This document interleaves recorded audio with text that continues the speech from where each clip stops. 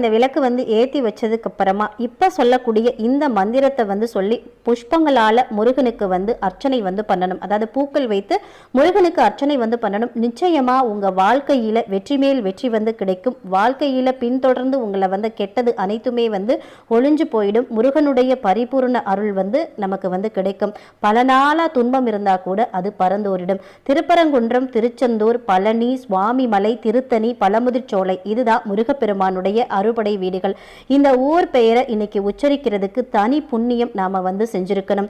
வெற்றிவேல் முருகனுக்கு அரோகரா, வீரவேல் முருகனுக்கு அரோகரா, அரஹரோஹரா. இந்த வார்த்தையோட சுருக்கம் தான் அரோகரா.